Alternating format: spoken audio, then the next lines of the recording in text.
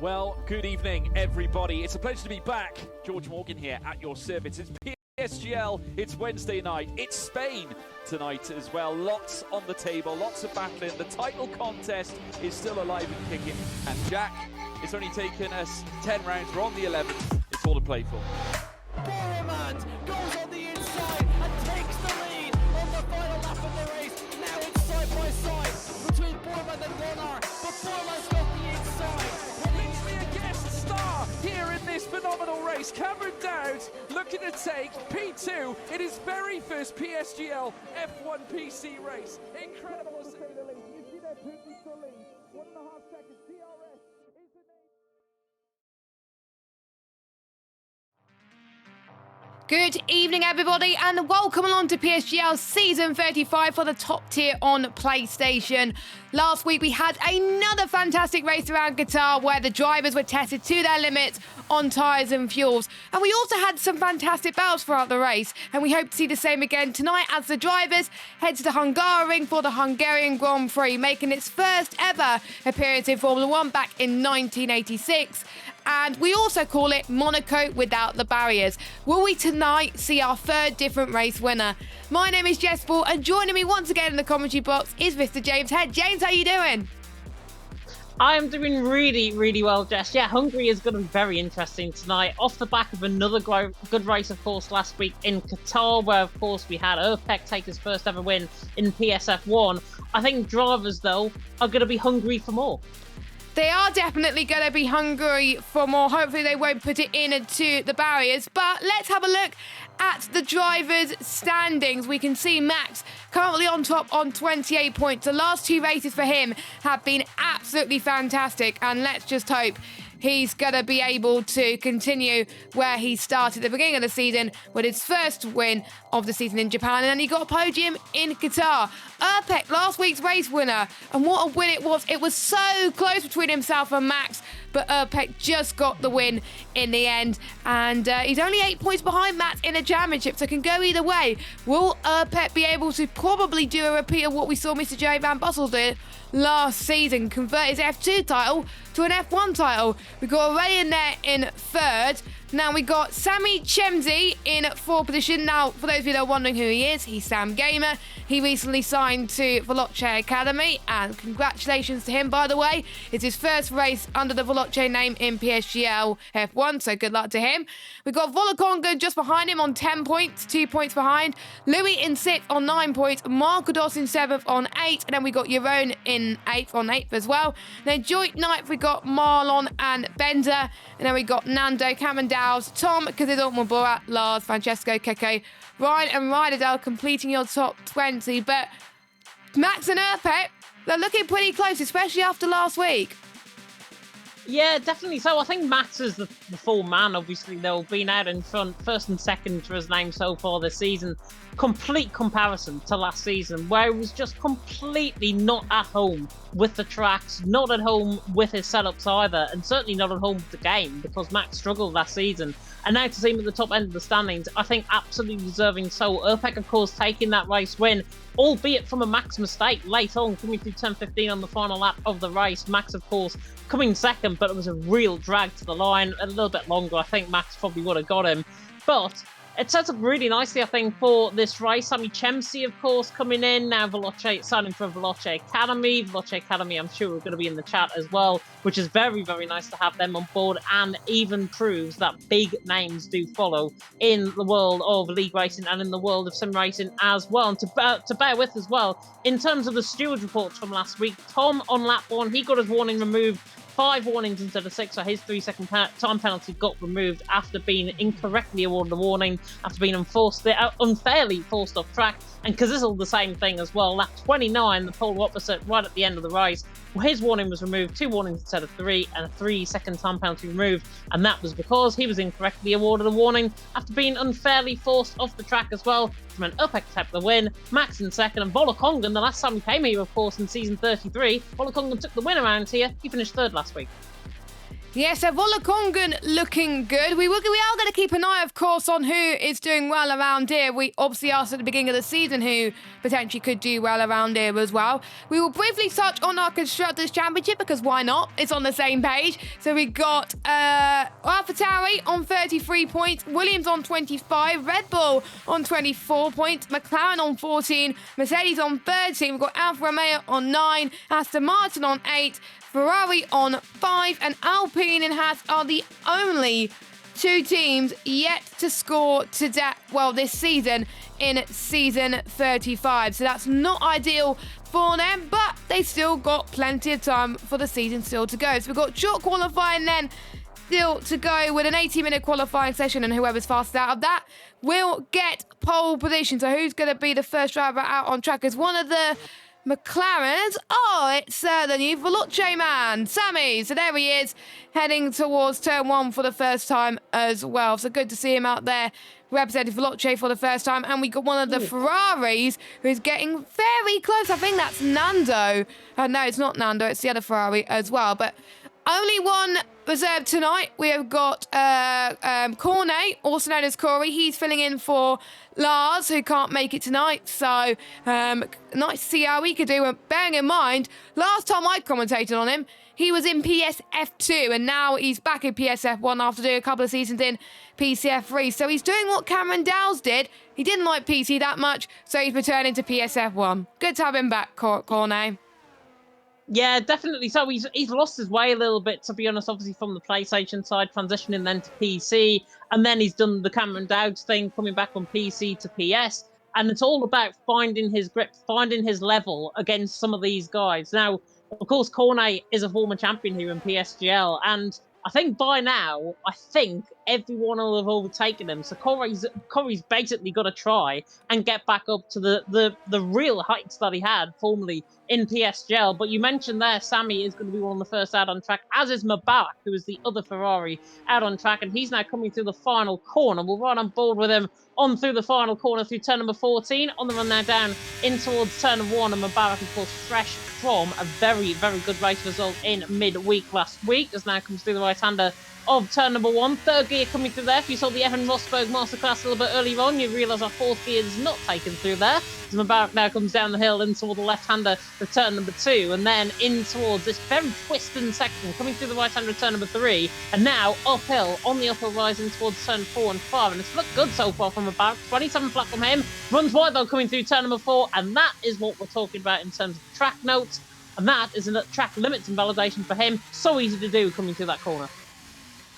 Yes, it is. So let's see if we could go on board with Sammy to see if he's on a lap time. Yes, he is on a lap. So we will carry on with him currently as well as you're heading towards the middle part of the lap. Bearing in mind, this double chicane, it is very, very tight on this game. They can produce a few bumps. So the driver's obviously got to keep an eye out on that. You're passing towards turn 11 now, lift off the throttle slightly, brake hard and downshift to second gear into turn 12, and then you're going to keep to the right a little bit as you head towards turn 13. There we go, as he plants the car very nicely indeed. Stay close to the inside curve as you head towards turn 14, and as we approach the final corner, make sure you smoothly accelerate out of it.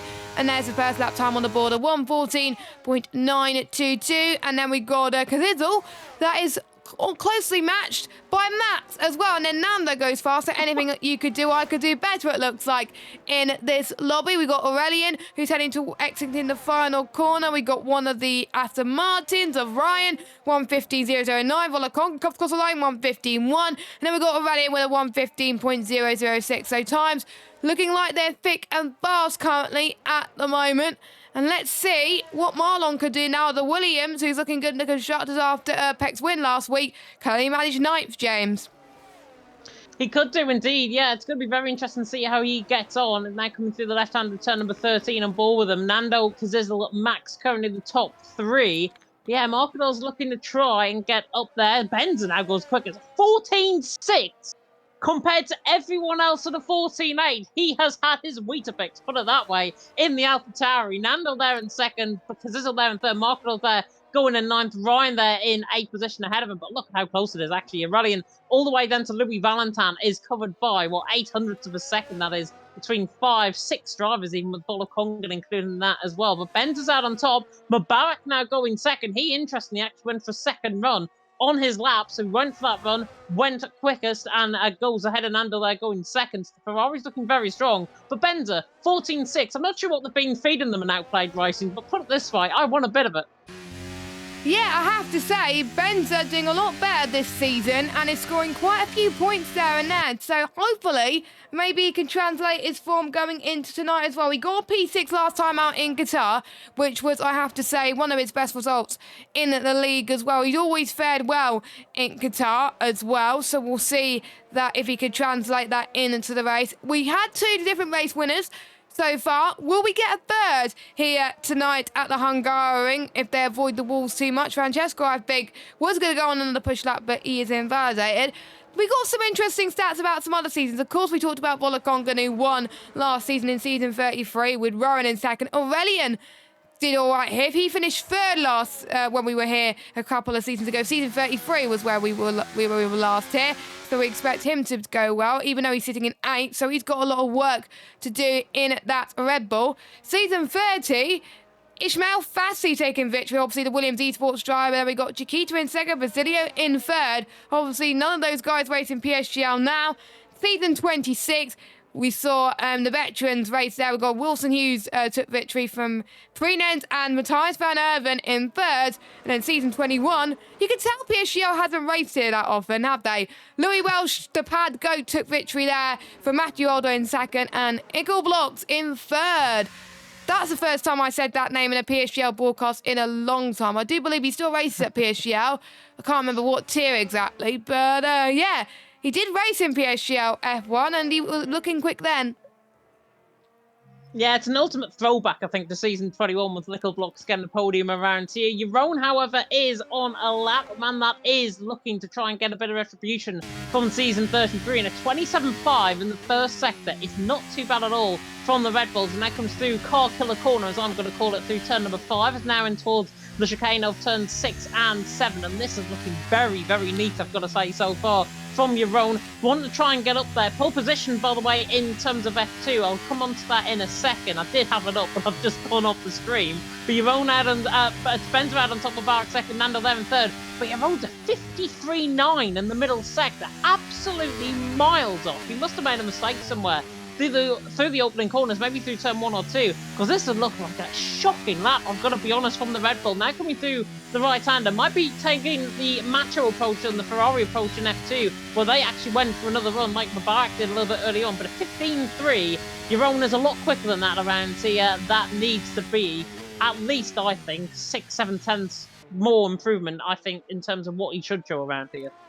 Yeah, because I am expecting the drivers to be about 5-6 tenths of each other, because we saw how tight the corners were in Qatar and how close it was then, and we weren't even expecting it to be that close as well. But there was quite a few drivers when we were speaking to them in the driver fort, so we always ask them every week, and some of them do struggle. Jeroen says he finds it a boring track. Bolokongan says he likes it in qualifying, but he finds it quite boring in the race. Markador said it's a track where it's not easy to overtake, and he thinks that qualifying is going to be very, very important. And that is a really important factor.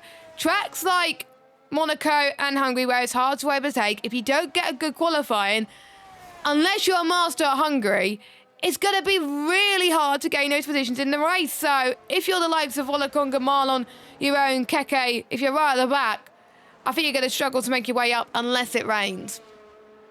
Oh, yeah, definitely so. I've just put the PS to F2 pole position in, by the way. 1:14.606. We're slightly off that at the minute. Tom is getting blocked, actually, by one of the McLarens on the run to the line. He goes 8th position. 14.9, got a bit of slipstream there. Well, I think it was one of the Veloce Academy driver in Sami Chemsi there, going there in 6th position, just on a lap, because this is on a lap as well. But Ben's out on top. Mubarak second, Nando there in third. It's looking very interesting so far. Covers, of course, took pole position in PSF2, 4.5 tenths of a second, covering every single driver in that lobby. They had 2 restarts as well, which is why they're only halfway through the race at this stage. But Benza from Mubarak from Ryan, the top 3. Kazizel, though, was looking strong on this lap. The karting experience coming into play. Now comes to the left-hander, the turn number 13. Now through the right-hander, the turn number 14. It looks like I actually might have made a mistake coming through that part of the track. Now coming in toward the line, though, with Kazizzle. Made him a slight mistake, but a 14.7, very much a solid lap from him. Ryan as well, just starting up on a run, and Ben's a 1300th down, looking to try and improve as well. He's now on the run to the line in the AlphaTauri. Does he go any quicker? Nope. No, 600th down. Mubarak there in second, Ryan there in third. Ryan is definitely down his lap, as Louis Valentin there has just popped himself into fifth. Louis Valentin looking very good, and these type of tracks really suit his favour. Remember Monaco? He is the king of Monaco. He's won quite a few races in many leagues. We're not going to say which leagues they are, but we do know that Louis likes twisty tracks like this, so keep an eye on him, as we've got a lot of yellow flags happening everywhere. That's just people moving out the way. Borat, by the way, is looking to improve even more as he heads towards turn 3 and 4 as he goes up the hill now. We'll see how his sector 1 is coming up very shortly as well. And these curves could be very deadly, and watch out for that exit curve just before turn 5. You can see quite a few invalidations there, as I found out when I've done a few races here around Hungary. And I'm sure James has found out there when he's picked up a few penalties, as Marlon has retired from the session. That looks like from the middle of turn 2, so he was struggling there. Well, Brock's struggling on his lap, so the track is definitely treacherous. The drivers were saying in their thoughts that it was tricky. They weren't wrong. Yeah, definitely. So Francesco's actually just coming through that part of the lap. Judging by where the wheel is on the left-hand side, he's got caught and bottomed out on that outside curb, and he's just spun the car coming through turn number 2. Very easy to do. I've actually done that around 2 in my league race, so I finished P12. And Francesco, speaking of which, has just spun coming through turn number 5 as I ride a ball with him. He went 9th position. Luckily, he wasn't on a lap, but he has just spun, and it comes to show very low-level grip in terms of the tyres around here will send the car spinning around. Urpek, by the way, went 8th position. Francesco there in 9th. I'm just going to come on to the fact that both of them set exactly the same middle sector, 53.444 in that middle sector from both of them. So watch out for them if they can improve in the first and the final sectors. Aurelien now going second, though, in the Red Bull. He's looking very, very strong there, the Frenchman. Benza, though, the one out on top. Aurelien in second, about there in third. And Jess, of course, here in PSF1, it's going to be very interesting to see how everyone gets on. Of course, Volokongan out on top. Aurelien finishing in third in season 33. That was 2 seasons ago. Rowan splitting the pay that day. Volokongan at the minute, 17th. Aurelien in second. Polar opposites to their race in season 33.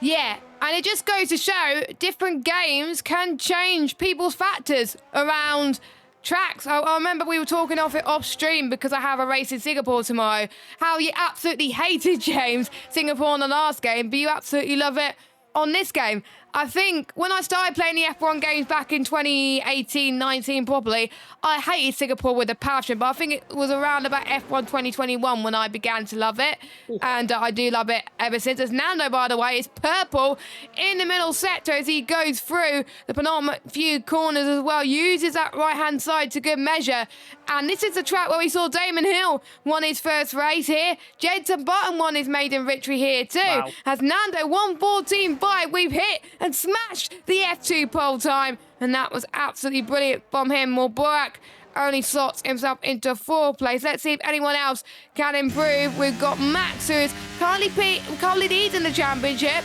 He's our biggest surprise at the moment, James. He's only in P13. Not for long, 53.2, fastest out of everyone in the middle sector, 13th currently. He's definitely not going to be there for that long, and I think he can find about 3/10 in this final sector as well. So Max is looking very, very strong on this lap. Oh, has a slight moment coming down at turn 13. Now to the right-hander at turn number 14, taking my line through there. Very thin line, adjacent to the pit wall, now on the run to the line. That mistake costly. Goes third, though, of 14.636 and ahead by 200ths of a second ahead of Aurelien. Jeroen, I think, is on a lap as well. He's actually just backed off a lap at this moment in time. Louis Valentin, though, has just started on one in the Alfa Romeo. He's there in 13th position. Nando, though, out on top. Ben's second. Max there in third. Louis Valentin through the first sector is a 26.9, and he's just nearly invalidated. Luckily got away with it coming through turn number 5. But Louis Valentin is scorching the turf and scorching the tarmac here in Hungary. Watch out for him. He's going to leap up the field very strongly in this lap. This is interesting for Louis because we've got 3 minutes and 40 seconds left to go in qualifying. I'm about to ask everyone in the chat, including yourself, James, with predictions. he's only going to have one lap to do it in because he's not going to have time to go again unless he's going to do what Borat did earlier on in the session, do a cooldown lap and then go again because that's the only chance you'll be able to improve. So that surely suggests that people may not need the softs for the race. But imagine if there's a safety car. Louis going to exit the final corner. It's going to be a good lap. P2, but I think that's his only lap to do it. I think unless he can do a cooldown lap and go again, because you have to go out within 2 minutes 15, but you'll still be out on track then. He's going to be in a whole world of pain. But here we go. We've got drivers coming out of the circuit. We've got Sam and we got the Mercedes. I think that might be Volakongan. Yes, it is Volakongan. Two of them seem to follow each other, it seems, around Hungary. Let us know your opinions in the chat. I know it's not many of you at the moment because I know quite a few of you are watching F2, but why not watch both of them at the same time? Make sure you like, subscribe, hit that bell if you are new. And also, if you are interested, make sure you check out our title sponsor, GTM Mega. 5% off all GTM Mega products by using the code PSGL at checkout. So, who is going to get pole? Let us know. I'm going to throw you under the bus, James, and you're going to guess first. Who is your pick for pole? Well, we've got an illegal blocking penalty. Francesco got a 5-second penalty. Not surprised. It was inevitable around this track. That's coming through, I think, turn number 5 where he's picked that up. But I'm going to go a little bit rogue. I think Benza is going to go pole position. He's there in third. That was his only lap, actually, that he set. 14.6. That's still his first run. If you can get a lot of good exit of the corners and he can find a bit of improvement through the first sector, I think he'll be going pole position. So Benza for me for pole. I'm going to be very, very bold here as well. Max absolutely pretty much butchered the final sector. He wasn't that great, whereas the first 2 sectors he was awesome. So there's still time to be found for Max. So I think I'm going to predict Max for pole position. So what do you think? It'll be good to see your thoughts in the chat as we got Sammy, who's going to be heading towards the final corner as he starts his final lap. The first man to do so, and he'll be the first man to cross the checkered flag. Volakongan also on a lap as he's going to do so. Actually, he's going to be the first to cross the checkered flag. So let's see what his sector 1 time is currently, as he's looked very, very good in Hungary. Don't forget he took the win last season, well, a few seasons ago. He's only a few 100s up, and that's only going to put him around about the rider down Markados area currently. We'll see what Salmon does currently right now. He's about a few 100s up, but that's enough to get him purple in the first set. This is looking very, very good for the Veloce Academy man. But let's go back to Volakongan as he exits the double chicane and he heads towards the back straight here as well. Be careful not to run too wide. He's found 2 tenths in the middle sector. That is huge for him. He can't afford to lose it in the final sector. And what happened there? I was on board with Sammy. Sammy was up in the middle sector, but he's invalid out of turn number 11. Such a shame. He was looking so strong on that lap. Volakongan is on the run to the line, though. Pops himself into 8th position. Very, very good lap from him. He was a 10th up through the middle sector, Sammy. Let's see what he would have done as he now comes to the line. 14.528. Look where I would have put him. Pole position. Absolute shame, but Benza is improving. Benza 700's up on the run to the line. Goes quickest. 14.533. How do you like them apples? Nando was down on a lap. He is done. Max is coming through the first sector, and he is a 26.9 through the first sector. Very competitive first sector for Max. Mubarak 27 flat in the first sector. He's one to watch out for as well. Down in 7th. His middle sector split is just incoming, so bear with me a second as Mubarak now comes through this middle sector. 53.4. He's lost complete and utter time through that middle sector. Nando obviously down on that lap. Max is now coming through this middle sector. It's Benza on top. Mubarak, though, is out coming through turn number 13, which is a shame. Max is down in the middle sector. This is not looking good for the man in the AlphaTauri. Is his teammate going to be out on top? Is Benza going to take pole position? And am I going to be cashing this to the bank as he now comes through the left-hander of turn number 13 and then through the right-hander of turn number 14 does Max. Now comes through the final corner. The championship leader, like the pole position on the line, doesn't do enough. Goes 4th, and it's Benza out on top. Nando there in 2nd, and Aurelian there in 3rd, and I got that race. Well done, James. You get a gold star for that. Congratulations. But Benza came out of absolute nowhere. We wasn't expecting him to do well tonight here at Hungary, and he's like, you know what? Beat me. Absolute beat me. and it's only a few 100ths difference between himself and Nando. It is an OP 1-2.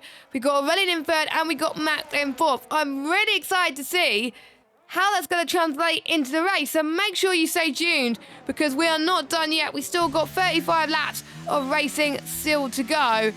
And we are about to get the qualifying results so we can see how the other drivers have done. And then we'll give you a brief analysis as to what happened. Which drivers do we think would have deserved better, and which ones have very, very impressed. So, Benza out on top by 27 thousandths. Nando in P2, Aurelian in third, Max in fourth, Louis in fifth, Markados in sixth, Stefano in seventh, Mubarak eighth, Sam in ninth. For the Conga in 10th, then we've got Ryan, Pep, Yaron, Kazidal, Keke, Francesco. Well, he will get that 5-second penalty removed, and I can confirm we will have a lobby restart. Then we got Tom, Ride It Out, Corey, and Marlon. But before we go into the racing action, let's have a quick word from our title sponsor, GT Omega. We will see you in 30 seconds.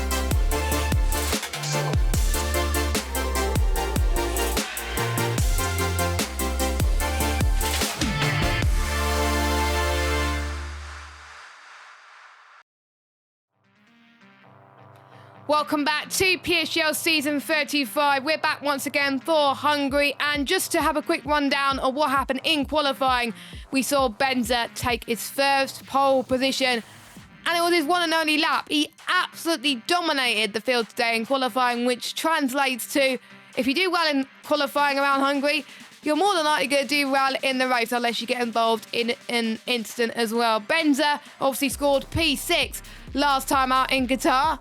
Can he do 6 places better, do you think? Potentially so. It's going to be a struggle around this track, let's just face it. I think you've got to be ideally within the front 2 or 3 rows of this grid to try and really have a feature here in Hungary. It's Monaco without the barriers, as we mentioned in our notes, and it's definitely like that around here as well. And personally, I mean, 800th of a second covering the top 5 is absolutely epic, by the way. Fantastic stuff by everyone. Everyone, by the way, is retired in the lobby, so we're going to get this really, really quickly done in terms of a lobby restart. But Benza out on top. He has the advantage. Nando there in second.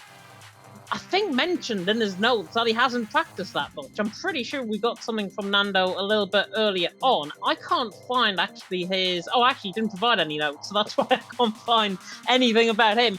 Benza, though, out on top, a 14.5. I got that prediction right, so if that's anything to go by, we're in for a good night.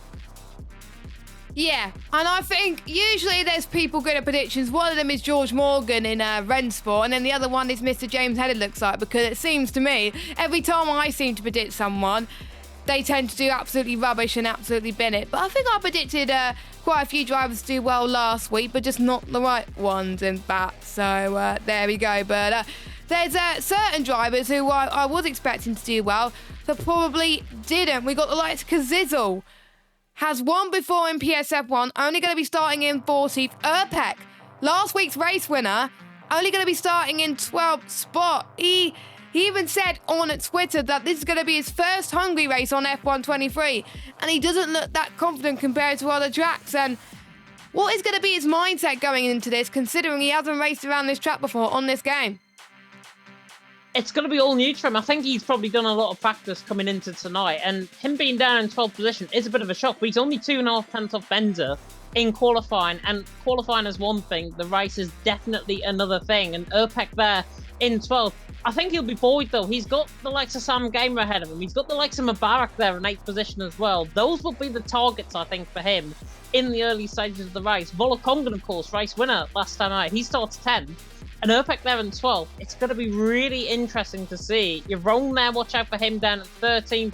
And in the end, we had, top 15, I think, covered by 2.5 tenths per second, top 16, even including Francesco. We are getting the lobby restart, by the way, very shortly indeed. The lobby is just literally going to be the one that we're in, which is really good, saves time.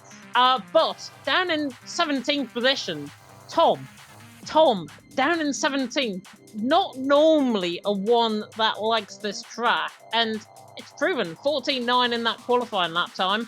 17th from him, Rodadol there in 18th, a bit of a shocker as well, and Marlon down in 20th, at 15.2. Not sure where he has been looking. He was saying, though, in his notes that Hungary is all about qualifying, so we'll struggle today, but that will make the best out of it as always. You've got to make the best out of it if you're 25th position, put it that way. Yes, we have seen people have gone from a last two position before in PSGL and do well. Remember, Tom did it in Austria. I think it was a couple of seasons ago, actually. No, it was last season. It was last season where he went from last to first. So it's not over for any of these drivers, and this grid is super close. But anything can happen. But as we were saying earlier, it is not easy to overtake around here. Ideally, you want to be overtaking in towards turn 1 or in towards turn 2 and 3. And then that's it. There's not many other places where you can overtake as well. And another issue that I brought up as well, tyre wear. Compared to other tracks, the tyres degrade so much quickly, even compared to Qatar as well. And you don't really want to be using the softs around here. We did see people use it in F2. I think some people may want to go on the hards for a bit longer just so they can go onto the mediums for shorter at the end. But again, it does depend on the safety car. Corners and curves as well, especially around turn 4 and turn 5. I did point that out in the hot lap. People can run right through that, and it's absolutely deafening if you hit it. You're going to probably end up into a spin and you will lose the back end absolutely massively. And I think I'm going to predict the winner of this race is going to be the one who gets the less penalties, because track limits is another key factor. Yeah, definitely so. I mean, well, don't take a trip out of my book, because I picked up 11 seconds worth of penalties around here and had a 5-second penalty for speed in the pit lane, even though it was 49 mile an hour, and the speed lane, of course, here is 50 mile an hour. So that was an absolute shame for me. Avatar mentioned in the chat, by the way, actually a good point, because I've been experiencing this as well on my end. Why do I have problems with the contrast of the video image? I reload and reload again and again. Problem with the same quality. I believe that is a YouTube issue. There's been a lot of buffering issues in the past with YouTube. Normally, to fix it, you can just go into the settings, little cog icon on the stream, wherever you're watching it from, either on laptop or PC or on tablet. And you can go on the cog icon, and then it says quality. And if you're up, for me, it says auto 480p. So it's not really good quality if you want to watch a stream like this. You want to see everything in its finities. So go to higher picture quality, and then you're back up to 720p high, and then hopefully it'll just fix itself as the night goes on. But yeah, there's been a lot of issues with YouTube about that. But the drive's already up now within the lobby, Jess. It's going to be really interesting. You mentioned there as well about F2. 9 drivers on a set of softs, 10 on a set of hards, the only one on a set of mediums, OP covers, and he was the man that was on pole position. So watch out for a few strategy calls that are going to be a bit off the cuff. But I personally think softs to hards around here isn't too bad at all, because that's actually the kind of strategy that I wanted to do in League of Europe, apart from, well, it rained. Well, to be honest, I've raced here in around Hungary on the hards, and I actually feel pretty good. So I can understand if people want to go onto the hardcore amount of tyres. It is a really good race tyre compared to other tracks. Obviously, Singapore is also a track where you can run the hards very well, but lots of other tracks, if you have a choice, you wouldn't want to go on the hard at all. But it is PSGL. You have to use the hards at some point, because otherwise you have to go for a 2-stop race. So this is going to be a race where we could see varying strategies, and I can't wait. So before we go, let's have a little plug on some key things. Make sure you check our title sponsor, GT Omega. We're sitting in these lovely comfy chairs. Once again, 5% off all GT Omega products by using the code PSGL at checkout, or using the command !GT Omega in the chat. Or you can click the link in the description for more information. Or you can follow us on Twitter and Instagram at PremierSimGL. Also follow us on Discord to keep up to date with all PSGL news as well. We don't just be streaming on a Monday. PC are streaming on a Thursday as well at 7 PM and 8 PM. And of course, we got the E-Series at 7 PM on Wednesday night with Nathan Richards and Joshua Birch take you through that one. So we're not short of PSGL action, and good news, we're about to get underway. But now it's time for the drivers to hopefully remember their setup. Hopefully remember their setups, and unlike last week, hopefully remember what car they're in as well. Keki, I'm looking at you. But hopefully the track is going to be, this race is going to be really, really good. We've had 2 good races so far this season in both Japan and in Qatar. It's going to be really interesting, I think, to see how everyone is going to cope. Kongan, of course, last taking the victory round here in season 33, 2 seasons ago on the last game cycle. Rowan finished second, in a bit of a shock, actually, for him finishing in second, and Aurelian finishing in third, and Aurelian, I believe, is up there in third in qualifying, so he is definitely one to watch for in this race. I think, though, Nando is the man that's going to take this forward. He hasn't had a lot of practice coming into tonight. You don't need a lot of practice, though, if you're second around here in qualifying. Nando, for me, for the win. And usually if you're starting P2 around here, getting the run towards turn 1 is very essential, and maybe this is Nando's chance to potentially, if you want to, go for the gamble, start on the soft tyres, potential chance of an early safety car, potentially, and then you could go to a set of hards to the end, bing, bam, boom. Or maybe you could go into a set of mediums and then hards. It is a potential. It obviously does depend on what safety cars, if any, happen. We've hardly had any this season due to the really good quality high standards that we had at PSGL, PSF1 so far. But I can possibly guarantee it might change going into tonight, because every race I've commentated around Hungary has always been absolute chaos. Same with my races as well. I think James can vouch for that as well. So if these guys could keep it clean, then it just goes to show the caliber of talent that we have as well in PSF1. We see many PS drivers that have gone on to many great things in the world, in the world of F1 esports, now known as F1 sim racing, and we are about to get underway, hopefully. I do see some soft tyres in certain garages, James, including one Red Bull. Yeah, your own, I think, has selected the sort of soft compound tyres. Looking further down, I can't really see what else anyone is on. Drivers have been told, though, to ready up at 34. It is 34 now, so you should see the 5 red lights going out very, very shortly indeed. It's going to be an interesting one. It's dry all race as well, so no threat of rain here in Hungary. Let's see how the drivers are going to cope here with the trials, the tribulations, and hopefully they're hungry for a bit of success around here as well. And how many safety cars do you think we'll get, James? We'll get 1 by turn 5, put it that way. Let's just see then. We're about to get underway. 5 red lights are on your screen right now. And we are underway. Let's see if Bender gets a very good start. Nando gets a very good start as well, as predicted. But Bender covers off very, very nicely. They all make their way towards turn number 1. Nando and Aurelian to the inside. Look at Aurelian start. He started from 3rd place. It's going to be 3 wide as they head towards turn 2 and 3. But Bender managed to hold on to the lead. And we got a VSC, and it's trouble at the back, James. There is Volakongan, Marlon, Corey, I think, all caught up in that. Marlon certainly got damage on the left side end plate. I think Volakongan has got no front wing. That's why we've got a VSC out on track. I literally said about 30 seconds ago, we'll get a safety car before lap turn 5. That's exactly what we've got, albeit a VSC. But it's Bender out on top. Nando there in second, Aurelian there in third. All of that, I think, spawned from Keki having a bit of contact there. And I'm just trying to see on board with the Alfa Romeo if he's got any damage. He hasn't. I think he's got away with it, but he was caught up in that incident with Volakongan. Volakongan caught up in the same incident. Both of them have got a 5-second penalty. Of course, that'll be added onto their time at the end of the race, but of course, they've got to make pit stops before then, so that'll be removed by the end of the race for sure. But it's Bender out on top, Nando second, and Aurelian there in third. What shocked me, though, off the start, most drivers in the top 10 on a set of soft compounded tyre. Very, very strange strategy call, but they know best.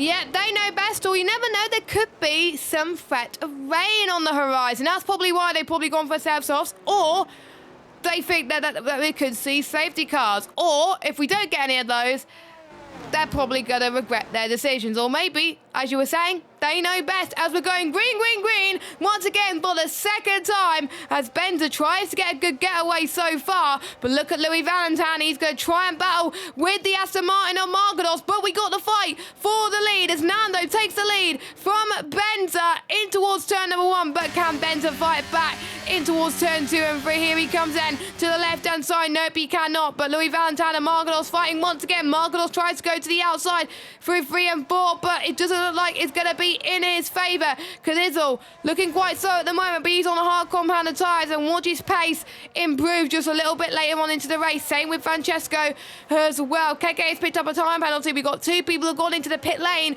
which is Ryan and Volakongan. After their front wing damage, they're going to have to go onto a set of the hard compound of tyres, unfortunately. I think we're going to see more stewards reports here, unfortunately. But just look at how the top six are breaking free of everybody else. Same with Mubarak as well.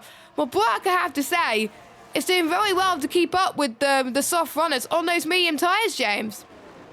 Yeah, definitely. So Mubarak is sticking with them, actually, on marketers. Canizel, I think, albeit he's on a set of hard compound tyres, he is struggling really, really bad on this compound tyre right now. Probably not the tyre to be on at the start of the race. It's probably the set of softs you want to be on around here. Urpek there is all over the back of him in this second pack, in the second group. And then there's a split potentially from Francesco all the way down the field as well. That's going to happen. On the run towards turn number one, nothing really going to happen apart from Urpek pulls the inside line now on the back of Canizel in towards turn number one. Should get the job done, has got the job done, and the Red Bull as well of your own coming from an absolute different parish as he makes contact there with Canizel on the exit of turn number one. But these set of mediums are just so fresh compared to the set of hards. This is your own's move every day of the week. Canizel, though, to be fair, so much later on the brakes, and actually he repays the favour. Shuts me up, certainly in terms of the commentary. Canizel there in 9th, your own there in 10th. Nice battle between them both, and the battle of the late breakers. Canizel certainly has got the brakes on him in that McLaren, as the Veloce Academy man of Sammy Chemsey is into the pit lane. 5-second penalty for speeding in the pit, and I wonder if he's going to go on to a set of hards. No, he's retires retired from the race. Sam out of the race early on, such a shame. Nando the lead, Ben's a second, Aurelian there in third.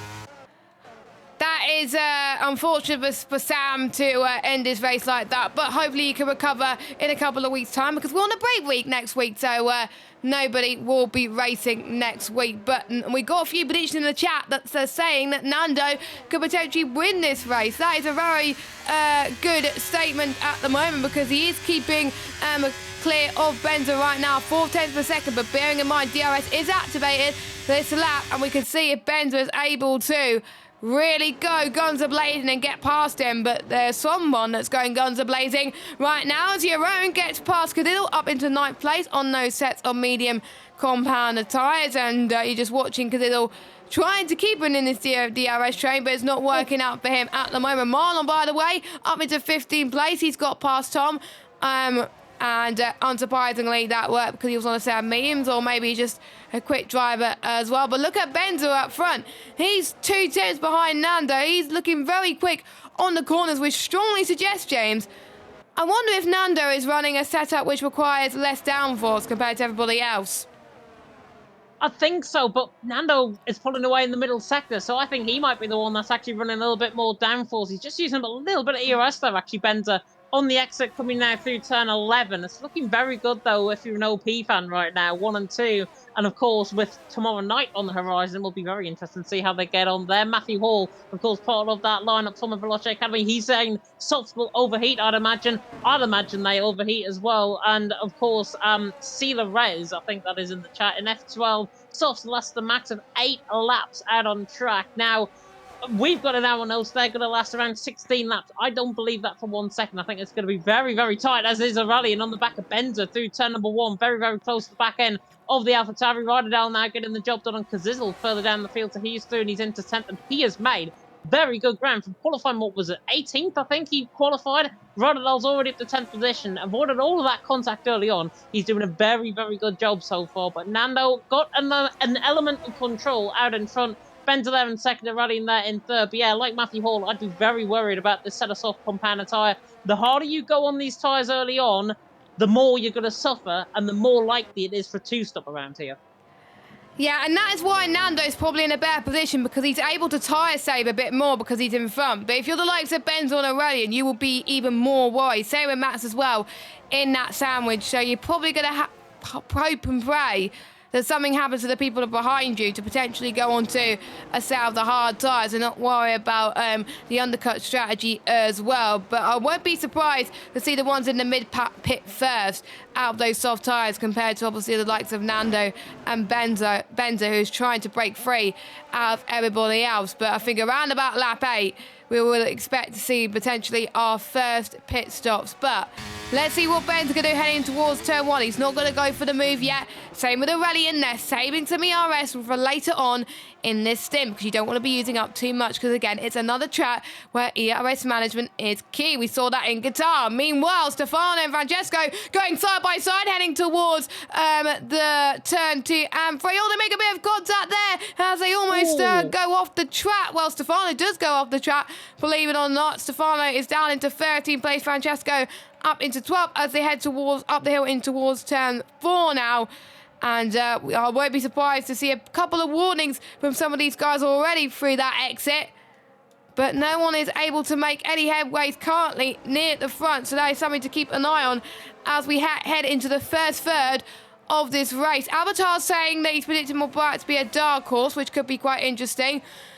I think Urpet's going to be a dark horse. I know he's the second leading man on the mediums, but I think he's just saving his tyre life right now. He's not pushing that much. And then once the softs start to die, that's when he can start pushing and he can really close in onto the likes of Mubarak and maybe catch up to maybe be the net race leader this race. So I'm going to keep my close eye on last week's race winner of Urpek. He's had a really great race so far, and let's hope he can keep this up.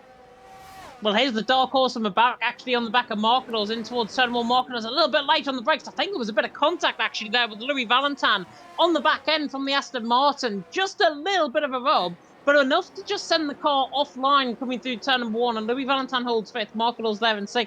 Mubarak there in 7th. Mubarak, though, looking very, very strong, I've got to say, on the set of medium compound tyres earlier on. And I've certainly got to say, he is looking very, very good in terms of his ERS. You mentioned there with Urpek, he's not pushing, he is pushing. He's got 16% of ERS there just to try and get within ERS on the back of Mubarak. Now, he was basically 18 hundredths of a second off getting DRS the last time around. Now he's within 7/10, now he can actually hold on a little bit, because everyone now is beginning to concentrate up. Louis Valentin is the one that could force the split in front, in there in 5th position. Fernando leading the way, Benza in 2nd. The front 2 just looking very, very nice in terms of their ERS, in terms of their race style so far. And we're only, a 6th of the way through the race here as well in Hungary. It's Nando from Benza, from Morelli, and from Max, the top 4. Then it's Louis Valentin, Marquinhos, Mubarak, Urpek, Jeroen, and Rodadal top 10.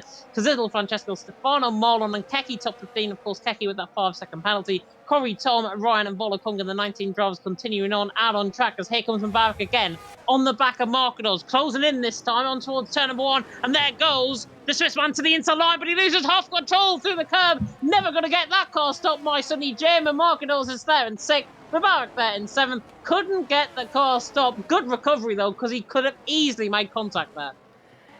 Yeah, I have to say, good car control from Mubarak, because that could have almost been a trip to the wall. So I think he was counting his lucky stars. And there's one driver that hasn't got off quite as lucky as Mubarak. It's Stefano. He's had a spin, and unfortunately he was unable to keep the car on the straight line.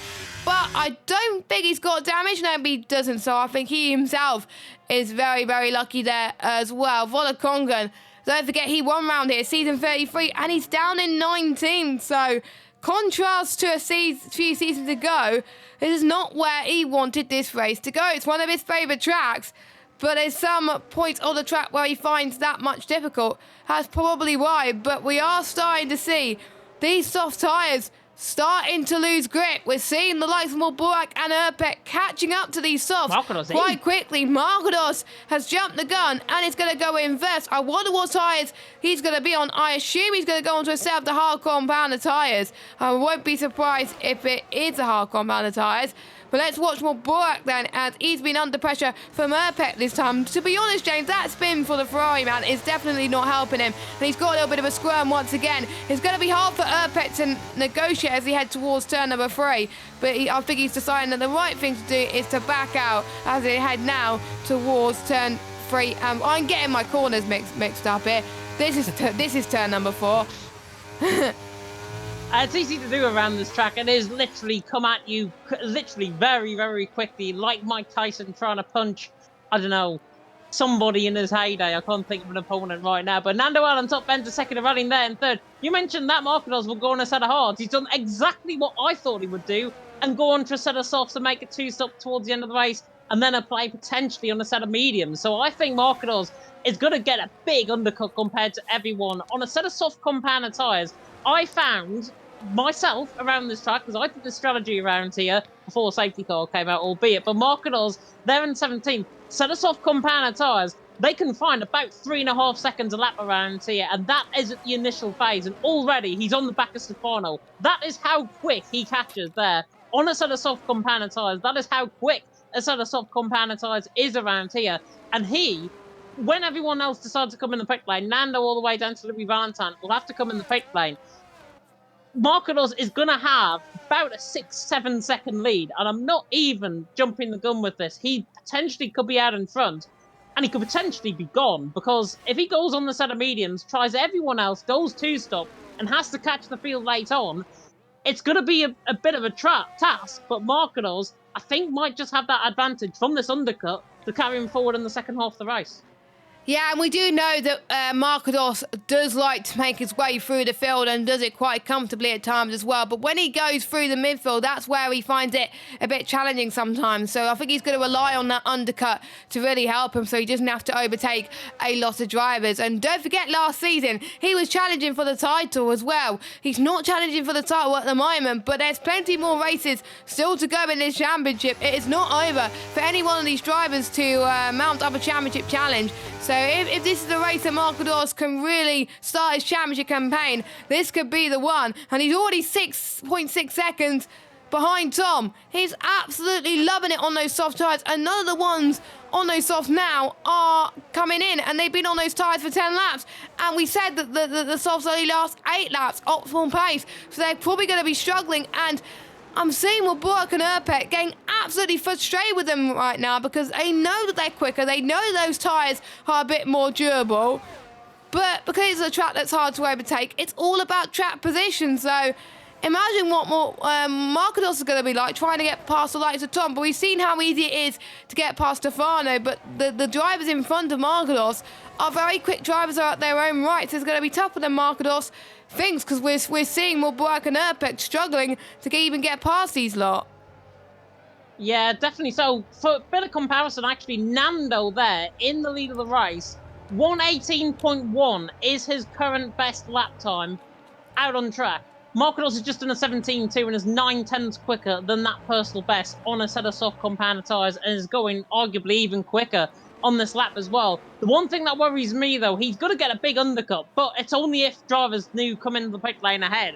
They're now running a bit of a DRS train. Marquez is having to use up those tyres, and those tyres are going to wear at about a 6.5% rate around here as well. So it is going to put those tyres under the strain for the next 6 or 7 laps, and then hope that drivers have pitted in enough for him to get that undercut later on in this race. It's going to be fascinating tactically, I think, to see how he gets on. But Nando out in front, nobody, by the way, apart from Nando, actually he's on 68% of EOS. I thought he would have saved a little bit more out in front. Benza there, full battery in behind, loving life at the minute in the AlphaTauri in second. Aurelian's the same, around 90% to slightly less, but he's got considerably more than Nando. Same with Max as well. He's got 95% of EOS around here. EOS management, very, very critical around this track.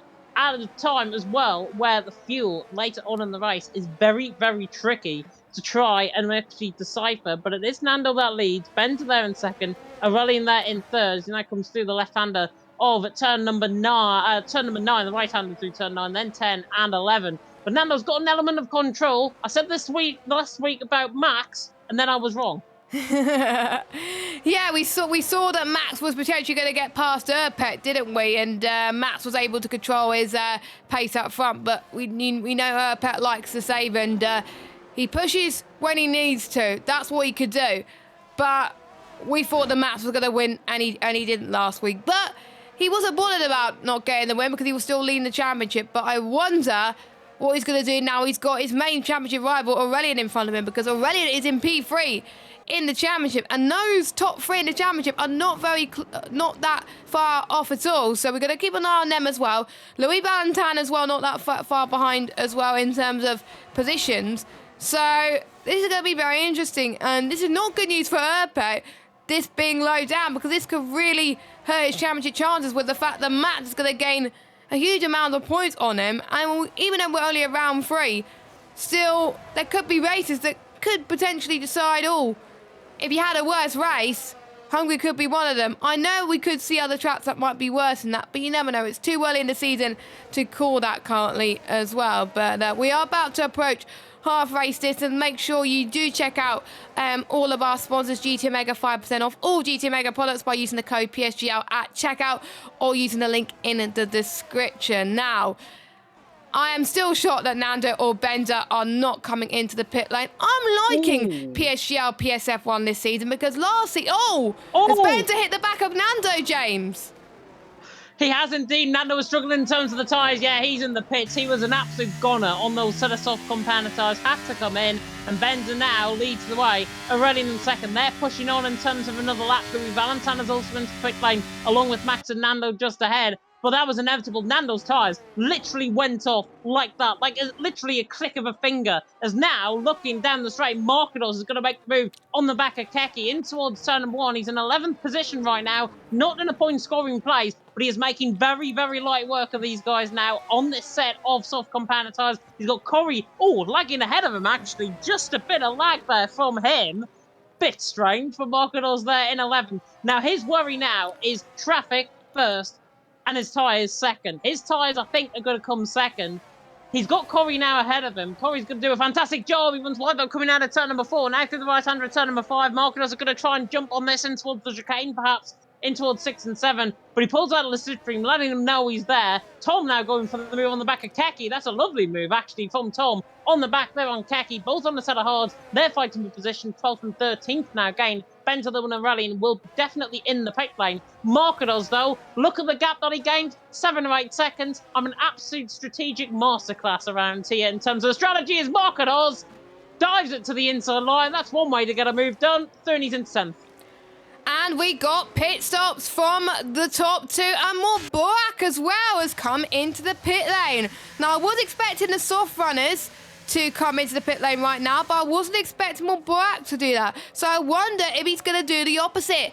Do a 2-stop, but do 2 softs. No. He's gone on for a set of hard compound tyres. Yep. So he's going to do a 1-stop and potentially go into the end. So we got a couple of drivers on 2-stop strategies, a couple of drivers on 1-stop strategies, and we got people doing different set of tyres as well. Welcome to PSF1. This is not like what we saw last season on the last game where it was either hard to medium or medium to hard. This is what I like about F123. It's just, there's just so much variance in strategy. There's no right or wrong sometimes. Sometimes mediums to hards work out fine, but it does depend on the pace of the drivers. Sometimes starting on the softs is fine. Again, it does depend on the pace of the drivers. This is absolutely incredible. And we are now starting to see with the hard compound tyres, it being the optimal tyre now. We did say, because it'll have to wait quite a bit of time to close in and try and eke out the performance in this car. And you can see, because it's closing up to the medium runners. I think the medium tyres are edging off, pretty much starting to fall on the edge of a cliff now, James. Yeah, I think so, because as I was going to mention, he's looking very good in this set of hard compound tyres. Everyone's going to continue on, though, on this set of mediums. I think to around lap 17, lap 18, so just after halfway stage is when they'll come in. Potentially, they could go for set of soft, but here comes Gazizzle, absolutely shot out of a cannon to the inside line, in towards turn number 1. Job done for him. Markados is getting the job done on his fellow German and Marlon. Them two, of course, former rivals, as Markados now through in towards the right-hander. Turn number 1 gets the job done, and he's into 6th position. Of course, we've got Las Vegas coming up in 2 weeks' time after the break week. Break week, of course, next week, and it's a very handy break week, I've got to say, as well. And then, of course, we're in the midnight. We're on the Strip in Las Vegas, where Caesar's Palace is. Of course, real-life racing around there as well, as Corey again performing what can only be described as alien work right now in terms of his connection. He lagged behind Tom and Keki, and now he's ahead of them again. So Corey there back in 8th, Tom there in 9th, Keki there in 10th. But for Tom and Keki, they have got to be thinking, oh God, just get him out the way. He's got really bad connection right now. The least thing they could do is if that connection makes them into contact and then that ruins both of their races at the end. It is one that is unforgivable, though. It is, of course, what everyone has got in terms of their setups at home. But Corey there in 8th, Tom there in 9th, Keki there in 10th, and Tom, though, in behind. He's showing 1.6 seconds on the back of Corey. I don't think it's 1.6 seconds out on track. Put it that way. No, it's a bit more than that. And look at that, Corey's lagging again like a house on fire, Colin. I think, James, we should stop riding on board with him because his connection is that bad. Here's Sorry Tom. about that, Corey.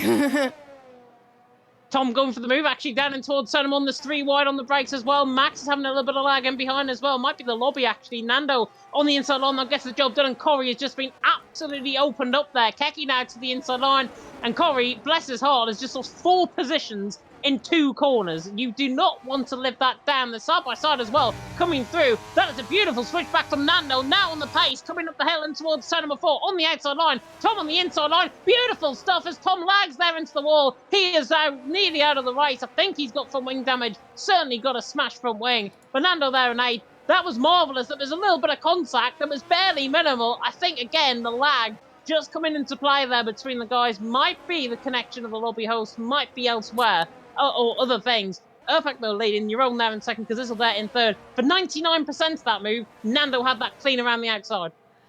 Well, I have to say, let's just hope it's a spectator glitch and the lobby is fine on their end, because, yeah, it was hard to watch, or it might just be a few drivers in the lobby, but let's just hope that it sorts itself out later on in the race, or it might just be it only is an issue when they try to fight with each other. So we'll see if Nando can try and get past Marlon. No trouble at all for the OP man as he's up into 7th spot, and now he's going to chase down. Just look at the gap that he's starting to increase as well on the other drivers in front. Nando is looking really, really good on those mediums, but the question is, will these get to the end of the race? We're starting to see Mark on his tyres starting to die down in that Aston Martin. He's not going in the positions that we would have thought at the moment, but bearing in mind the top 4 will still have to pit.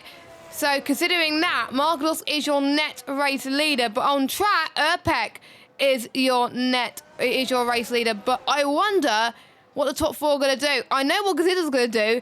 He's going to stretch those hard tyres to around about lap 25 or so and go onto a set of softs. I don't know what the medium runners are going to do, but I doubt those are going to last that long to go onto a set of softs. I think they could be going for a 2-stop strategy. And there's a lot of action going up front between the likes of Nando, Max, and Francesco. Here he comes to the inside line in towards turn number 12. Does Nando? Francesco made a mistake through the middle part of the lap, and they look at each other. It's nearly 3 wide in towards turn number 13.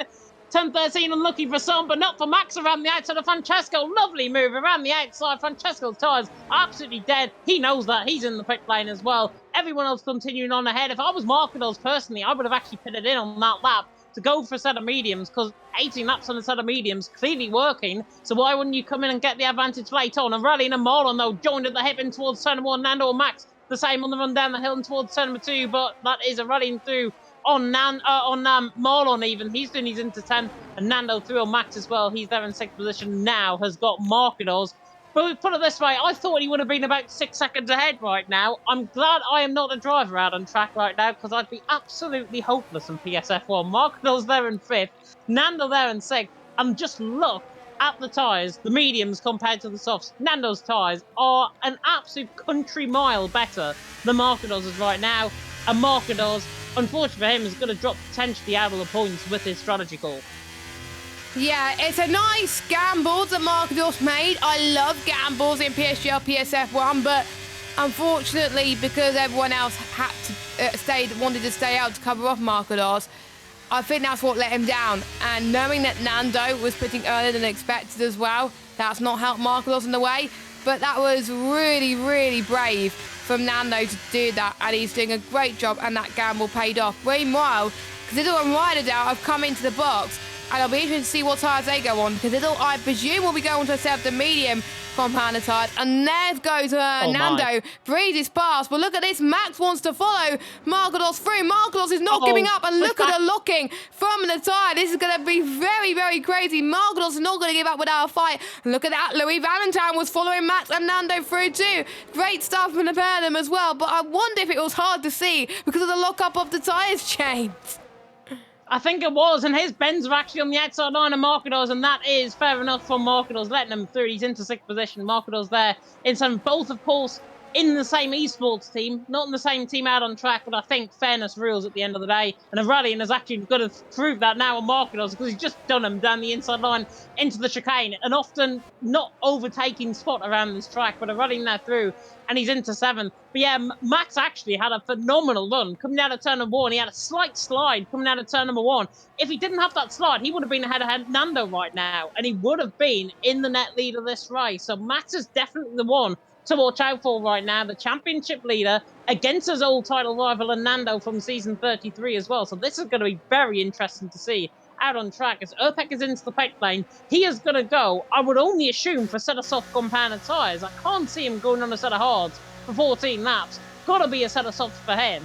Nando and Max are going to run to the line of stern in towards turn number 1. Softs And for Erpek is Erpek. reaching... Yeah, softs for Erpek. And I think as well, Keki is in on a set of softs, or will be in on a set of softs, actually. It's not him, it's Markodos that's into the pit lane. I got confused there. Markodos is into the pit lane, set of medium compounded tyres on, but Erpek on a set of softs, and actually comes ahead of Kazizzle, which is very notable indeed for him in the race. Yeah, that is interesting to see how powerful a potential overcut could be if you're on the right tyres as well, potentially, if you're not stuck in traffic. If you are stuck in traffic, that is where you're going to lose out all of the time currently. And Erpek doing a great job. But we have seen the likes of the people at the front manage to take those softs pretty much 12 or 13 laps. So if anyone can do it, Erpek can do it. But I won't be surprised if Erpek has to pit again, because 14 laps is just going to be an absolute nightmare. If I was any of those drivers, I don't think I would get those tyres to last 8 laps. So these drivers are a whole class better than me. That's why I'm in the commentary box, not racing. And plus I can't race with no assist. That's just absolutely annoying. But Jeroen comes into the pit lane. I think that will be for a set of the soccer amount of tyres. So that means everyone has done their mandatory stop required in game. And, Jeroen's gone on for the set of the soft tyres. And Aurelian and Benz are side by side towards turn number 1, James. They are indeed in a rally, and he nearly got that car stopped. I don't know how he did, but a rally now going around the outside of Benza through turn number 2. OP against F7R. Where have we seen this one before? Coming out through the right-hand of turn number 3, on the run up the hill and towards turn 4 and 5, but they're going to run in line of stern through this corner. Fair play, I think, for a rally, and they're just hanging behind Benza. But this is now going to let them back. If they play a little bit of games, OP and F7R, they have an absolute pure history of rivalry in league racing and in sim racing right now, do the two teams. Of course, not here in PSGL because this is individual, but Aurelian and Benza, if they play with each other a little bit too hard, Mubarak there is in 6th position. He's on the set of hards, and he's already catching on the back, so Mubarak is going to be the one to watch out for later on in this race. But Benza and Aurelian, again, I don't know how Aurelian got that car stop in towards turn 1, because otherwise I think we would have seen 2021-esque bowling alley down in towards turn 1. Yeah, and to be honest, James, I don't think we would have wanted to see that currently. And we have seen a few people get involved in towards turn number 1, and we definitely do not want to see it for a pretty much being turned to a bowling alley. I absolutely love bowling, by the way, one of my favourite sports, but definitely not in league racing, as Erpek, by the way, gets past Keke up into P7, and Kazizzle is going to try and follow him through once more. We didn't see Kazizzle come through, and that was a really great move, and don't forget, he's on those medium tyres. I think if Kazizzle doesn't have to pit again, because it doesn't look like he's not, because it looks like, obviously, that the drivers were able to last 20 laps on those 7 mediums, I think I'm going to make a bold prediction. I think, James, Kazizzle could win this race. Kazizzle could win this race indeed. Rodadal, though, was trying to desperately get past Keke. He's on 22 lap old hards, and now to the inside line of the chicane. Now disposes of him. Keke did not make Rodadal's life too easy there, put it that way, but Kazizzle got the inside of turn number 1. A phenomenal move, that, by the way. I don't care how many older tyres that Keke is on. It was phenomenal regardless. Sammy, by the way, on Twitter has actually posted how to completely destroy the race of someone. GG. So he is not happy bunny right now.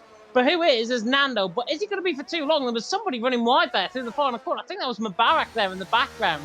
Max on the inside line and towards someone, not getting the job done, but there's a rally and down the inside line on Benza, and these two have had a little bit of contact before on the pass, and a bit of hand of rage there from the Red Bull. Helmut Marko's watching with his hands in his head right now, as now comes through the left-hander of turn number 2, but Benza has the inside line and has 4th position sealed up once again. A rally there in 5th. Put it this way, if I was one of the sister teams right now, I would be watching this literally through my fingertips, because I'd realise, God, what could these guys do? Hopefully they don't hit each other. Hopefully they keep on going in terms of the battle. 4th and 5th position. Mubarak there on the back, he's losing a little bit of time. Francesco as well on the back of Keki further down the field looking for a move. But Nando controlling the race out in front.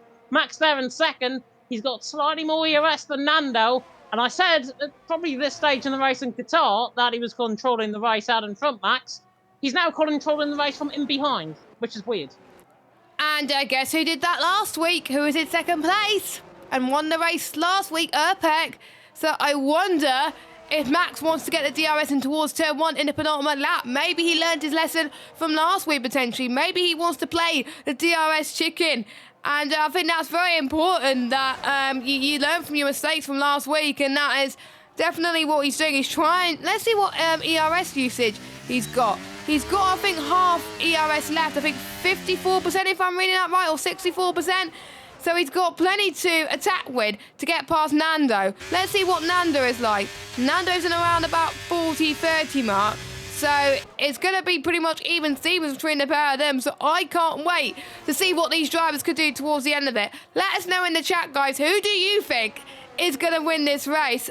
We are going to grab our popcorn out. I'm sure you're going to be doing the same as well. But the race is definitely not over. And to be honest, James, I'm really surprised about this. I did say track limits could play a massive factor in this race. Only 2 drivers have got time penalties. What is this? Yeah, Corey is the only one that's actually got a track limits penalty out on track. He's on that to the soft stand in 15th. And Keki, of course, had that collision with Volakongan on that one, and he hasn't served his pit stop right now. But he will, because he's come in for a set of soft compound tyres to the end of the race. But Nando leading the way. Max there in second. It's the calm before the storm. Of course, Storm Debbie coming through here in Ireland and in the UK right now. But calm before the storm is Max on the back of Nando. And do you know what? Here we go. He's to the inside line. In towards turn number 1 now to force to the outside line because Nando defends the middle of the road. There's now the Ferrari and the AlphaTauri go side by side as they come now through. Turn number 1. Bit of contact again. Max very slidey. Coming out of 1, now through 2, and to the inside line. Surely not this contact. That was absolutely inevitable. Max somehow gets in the lead. Look Nando at Louis. there in second. Louis Valentine trying to hang it around the outside as well. And Benz is nearly in the wall. Louis Valentine, they've got to be careful. They're in the same team at the end of the day. Max leads. Nando second. Louis Valentine in third. How on earth we haven't got a safety car there, I do not know. And how on earth have they not hit the wall? I have to say, please, as driving standards were good for the last 2 weeks, and then this week's has gone to a little bit of shreds, it looks like. But it is Hungary, I think, at the end of the day. It's quite an narrow track. It is Monaco without the barriers for a reason, but that still means you've got to keep it as clean as you possibly can, because otherwise there's going to be some really horrible debriefs at the end of this one as well. But there we go. So it'll be interesting to see how the last few laps develop as well. We could see safety cars. We could see people on softs, you never know, at the end of this as well. But let's see what Mats and Nando can do heading towards turn number 1. But the one driver I'm keeping an eye on is Aurelian. Aurelian pretty much stayed out of this mess. Same with Mubarak as well. Mubarak will get those tyres to the end quite comfortably. Aurelian, I'm not so sure, but I think he's been very lucky just sitting on the back seat out of all of this. And watch out for Kazidl. If these guys in front keep squabbling, Kazidl the prancing horse will come right at you. Watch out for the Dutchman, though, and behind to the inside line of turn number 2. Your own to the inside line. Kazidl has just been sold one there, and that is through into 8th position from the F7R man. And he is the man to watch out for, I think, in this race right now. Your own looking very, very quick indeed. Qualified down in, 14th, I think it was, 13th. He qualified, but he's there in 8th position. And he's doing a phenomenal job out on track. He's got very good pace right now. And he is looking on the back of Erpek potentially in a couple of laps' time. But yeah, you were right in saying Mubarak definitely on that set of hards. Tim backing you up, I think, in terms of his points, saying Mubarak will win. He's there in 6th position. My worry with Mubarak, he's going to have the better tyres towards the end of the race. But he's 6th in a queue of 6 cars. And that is not easy to get through around here in Hungary. It is nearly enough of possible, actually, to try and get through on these guys ahead. But the way they've been fighting, especially a couple of laps ago, Mubarak can take that completely now on the ear and pretty much say to himself, well, if these guys make a little bit of contact, I'm going to be here for 3 points, and I may as well just take this right now. He's there in 6th, doing a great job. Erpek is catching, though, in behind. Nobody going to have moved down in towards turn at number 1. And again, a bit of a lock up there, I think it was from Aurelian through turn number 1. But Max there leading the way. Nando there in 2nd. Louis Valentine in 3rd. Max, by the way, is on 46% of ERS. Nando's on 59. Louis Valentine on 56. Benza on 44, Aurelian on 44, and Mubarak on 79. So Mubarak, out of everyone, has got more ERS by around 20%. Yes, I wonder if Mubarak is seeing things that we're not. And we have said, keep an eye on your ERS management around this track because you don't gain as much every lap. And this is what he's doing. He's saving right until the end, and he knows those tyres could last. I think he's doing exactly the polar opposite to what we saw Kazizel do. Kazizel did not push too much until we saw the medium tyres start to give up the ghost. And that is where we saw the moves being made from Kazizel. I think that's what we're going to see for the Pad GOAT. Don't forget, he is in this tier for the reason. He joined midway through a couple of seasons ago, I believe, or it might have been the season before that. And he's absolutely loving life currently out there at the moment. If I was racing in this tier, I would take T6 in a heartbeat. But these drivers want to win. And if they don't win, they could probably be a bit too disappointed with themselves. But Mubarak has been so unlucky last season. Hardly got any points. Had some unlucky races, and he would have loved to get some decent points to pretty much start his campaign. If he doesn't, he's going to have a bit of a disappointment for him. But I wonder if he's going to play it safe and just watch the tyres die, or it might just be track position, like you were saying. And talking about track position, we saw with the likes, I think, at Mubarak and Urpek, they were even struggling to get past the soft runners who their tyres were giving up the ghost as well. So that was why when people were, when I was asking with their driver thoughts earlier, most people were saying, James, the qualifying was important, and it was because of track position. Yeah, definitely so. I said earlier on as well that the winner around this track will come from the first 3 rows on the grid, and I'm right in saying that because the top 5 right now, bar Mubarak there in 6th and Urpek there in 7th, who's now joining on the back of the train. The top 5 have all started within the first 3 rows of the grid, which, again, comes to show that I'm Mr. James here in the commentary box. Max Lowe leading the way from Nando in 2nd, Louis Valentine there in 3rd. Numbers, please. To the right-hander. Yeah, lottery numbers indeed. I think Urpek, though, is going to try and get the number 6 on the back of Mubarak. Is he going to get the W in towards turn number 1? He should do, down the inside line. And it's Urpek there, and he's into 6th position. And he is a man on an absolute mission right now in the F7R team. Urpek, of course, fresh from his win last week, fresh from the title last season in PSF2, and he is making good ground to race. The one fear that I have, though, is his tyres. His tyres, you can already see, or I can already see, certainly, on the back rear left, the rear left compound tyre, on that set of softs, already beginning to blister through the centre of the tyre. That is not good news if you're Urpek, but at least he's still got fresh tyres compared to everyone else ahead. Yeah, that is a good point as well. We did see the source lasting about 12 laps for some of these guys as well, even though we say it could last 8 laps, so people are putting us wrong definitely in. And this was so close from all these drivers. They're definitely exceeding quite a bit of track limits to make sure they can stay ahead of a driver. But I think they're definitely going to play some more risk now in front. Probably Max, definitely Nando as well. Nando. If I was Aurelian, I would be a patient boy and just wait for the possibilities that could happen, and maybe they can get past afterwards as well. Because I think Aurelian will take P5 better than when he tries to go for a move and then end up in a crash. But we're going to see Nando and Max going in towards turn number 1. To the inside they go. Max gets the switch back. And we got a bit of a contact from Louis Valentine right in the back as well. As they go down the hill in towards past the DRS straight. Nando to the right-hand side in towards turn number 2. Can he get the move done? No, he can't. Max stayed ahead of the Ferrari driver. Louis Valentine is going to probably play the waiting game and play the back seat. Nando goes up the hill now. Through turn 3, heading in towards turn number 4. Oh, what a move. And Nando, that was the move of dreams there. And this could be a race-winning move. You never know. This could be a fight that we would love to see till the end of this race. Let's hope they can keep this up. Oh, that was brilliant between them both. Nando there, taking the race lead, taking the initiative, and that all came from a mistake through turn number 11 from Max, running slightly wide, cost himself 0.2 of a second, and Nando took full advantage of that. He thought, no, if you're making the mistake, I'm going to capitalise on that, and Nando, absolutely brilliant piece of driving that from the Portuguese man. Thurney's into the lead. Max there in 2nd. Louis Valentine in 3rd. Louis Valentine there, as you mentioned, had a little bit of contact with Max. Again, with that real snappy rear end that we're seeing from the AlphaTauri. But here comes Aurelian on the back of Benza as well, just in the background of shot. Is Max going to have a run at Nando and towards turn number 1? No is the definitive answer on the run towards turn number 1. Your own might on the back of Mubarak. Goodness! Certainly looking. That's a late one from Mubarak to the inside line.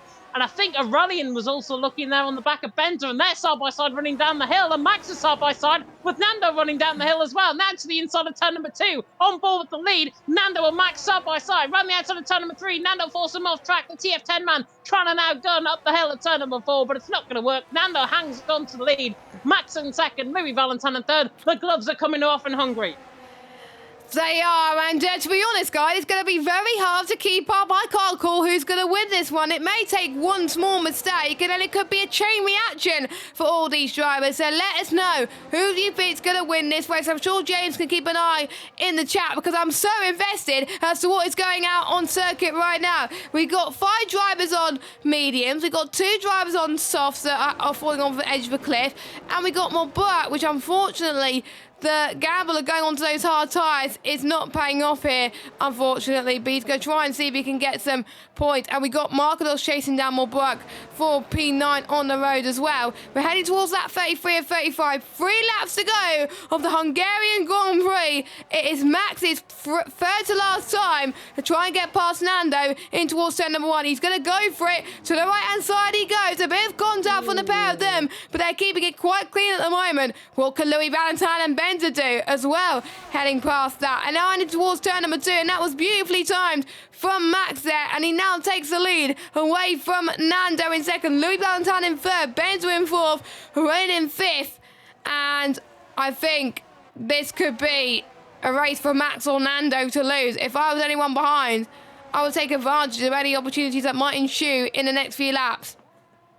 Yeah, personally, if I was the man in 4th and 5th right now, Bender and Aurelian, I'd be absolutely rubbing my hand in that cockpit because the AlphaTauri and the Ferrari, they made contact coming through turn number 1. No shadow of doubt about it. Max is going to try and escape up the road if he can. But Nando was so quick down on the straight line, he's going to really come back at him through turn number 1 and then down the hill again in towards turn number 2. If I was the Portuguese man right now, I'd pretty much do exactly what the same with Max did as there, because Zizzle goes to the inside on Yaron, gets the job done. He's doing his into 7th. He's a man that has snuck into the race as well. Markados now on the back, Mubarak on the back, Radadar on the back. Francesco's not too far off either. Could be a 12-car fight for the race lead soon. Max leading the way. Nando there in second. Nando will wait until the final lap of the race to commit to remove. Smart idea, I think, by the Portuguese man.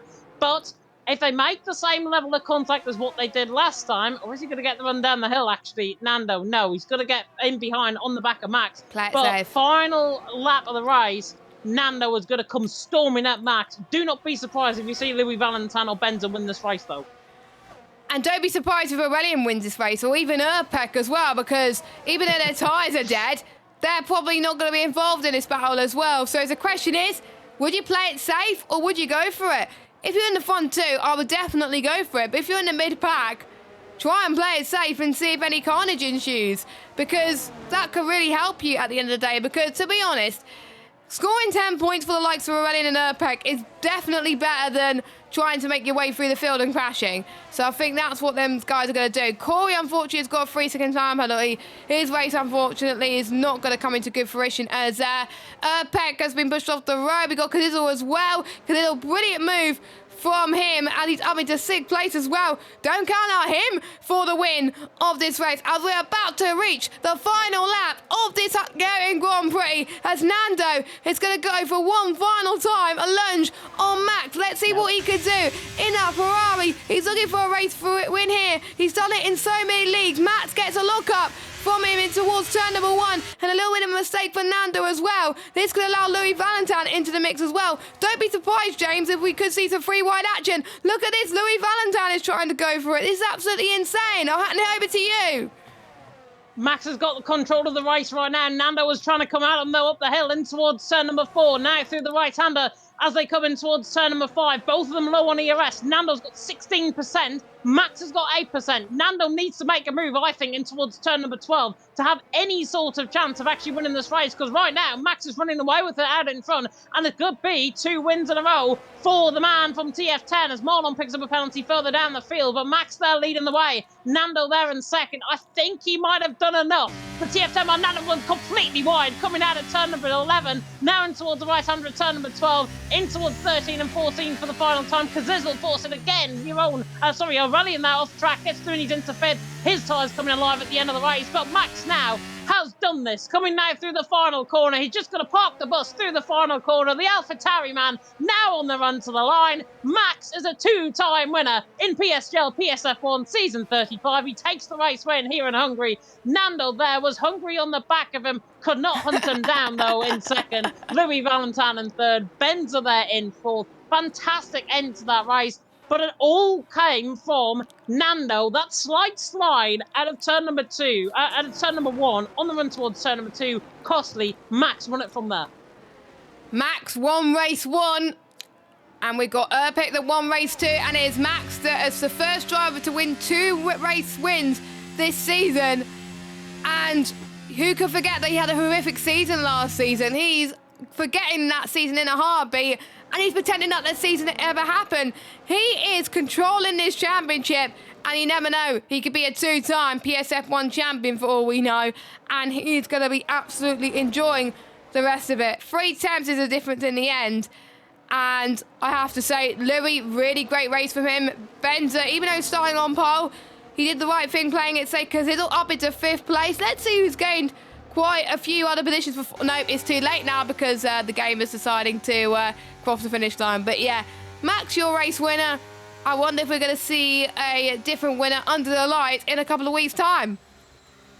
Yeah, potentially so. I'm just messaging the guys, seeing if they want to join in terms of interviews. I think we might have Louis Valentin joining us, certainly. I know he's normally up for an interview whenever I'm on commentary. But that was a great race, and in the end, Max taking the reign. Do not take it away from Nando, though. Nando did a fantastic job there, finishing in P2. He was so close to the back. He pushed him all the way.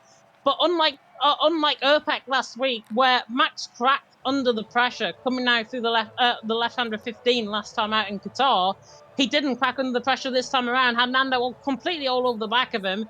And Nando, in the end, just could not get the job done. Phenomenal race from them both. Max takes the win, though, and he is clear now in terms of the championship. I believe he's on 44 points as he goes into the break week, and his nearest pursuer, I will work that out in a second. But Max out on top from Nando there in second. Louis Valentin there in third. Louis Valentin will probably want to go on for another lap because they would have made contact, I believe, towards turn number 1. But he's there in third. Ben's there in fourth from Kazizel in fifth. Aurelian in sixth. Erpek there in seventh. Markador's there in eighth. And to be fair, 3.3 seconds and the only man on a 2-stop strategy in the top 10. Great recovery from him. Jeroen there in Mubarak ran off the top 10. What could have it been from Mubarak? There in 10th. Then Radadal in 11th. Francesco there in 12th with Marlon, Corey and Tom at the top 15. Ryan, Stefano, Volokongan there in 18th. Pecky a lap down in the end. And Sammy Chemsey, of course, DNFing after lap 2 after damage through turn number 1 on lap 1. And that is the end of the Hungarian Grand Prix.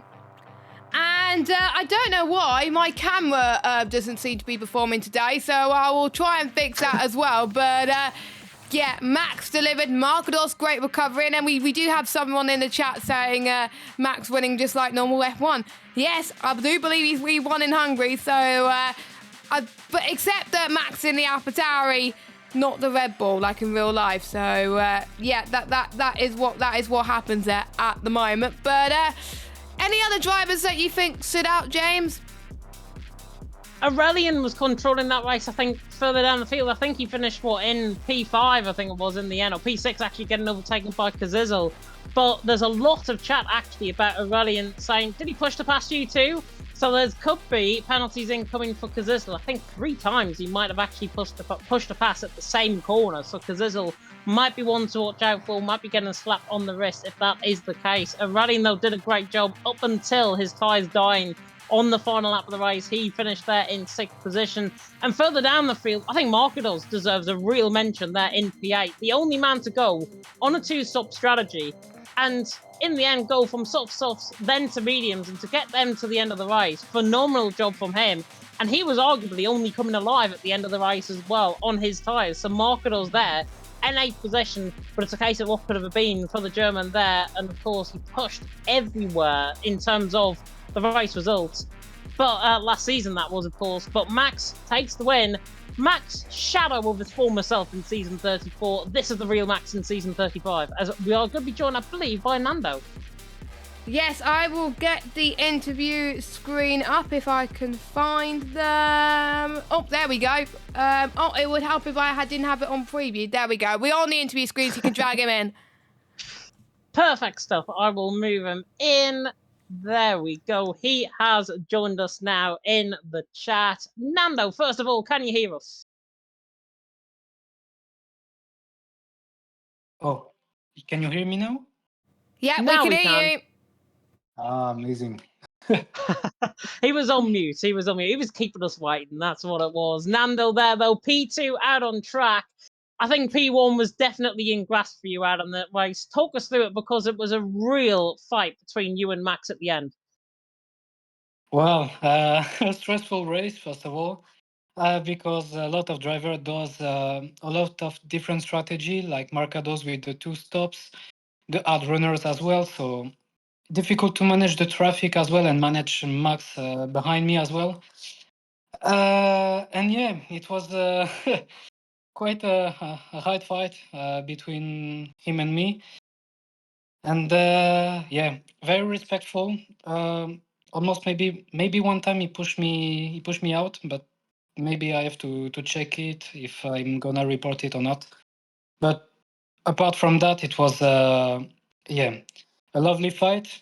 I really enjoyed the fight, even if I lose it, unfortunately. But yeah, P1 was on the table today. I didn't do that much practice for today, but yeah, surprise. Yeah, it was a bit of surprise that I was on the pace today. So yeah, quite a shame to not have win this one. But yeah, P2 is still a great result. But we will see after see what reports if we can maybe grab the P1 or not. I'm gonna see. Yeah, definitely. So I think it was a hard but fair fight. I think in the commentary box, I certainly said that in commentary throughout your battle. And talk us through more about that battle between you and Max, all the way through the first sector. And you getting the move done around the outside of turn number 4 was absolutely world class. And it was just an unbelievable move. Talk us through it more about that battle. Yeah, this move was quite yeah quite difficult to do, but I did it some laps before with Tom, so I knew that it was possible to do it like this. But you have to be on the outside, because on the outside is well too risky to do it. So yeah, I try it again with Max, and he's very respectful, and yeah, he leaves some space to me. I leave some space to him. And yeah, yeah, that move was amazing. Yeah, this is gonna hand on TikTok. Oh, yes. I always love your TikTok things as well, because I remember when you got your first ever win in PSF1, and I was like, please put it on your social medias, please put it on your social medias, and you did as well. Whilst I have the mic, I may as well ask a specific question. I was looking at your results for the last couple of races, and also this one as well. Did you think the result was on the table? Because there was some times where we thought that you didn't like this track, but you getting a good qualifying and a good race has probably proved us wrong there. I don't understand the end of the question. Sorry. You probably proved us wrong, delivering a great result there. If I did a great result today, it was like a sort of redemption against the others, or something like that. If I understand correctly. Probably with redemption after the first few rounds after missing out.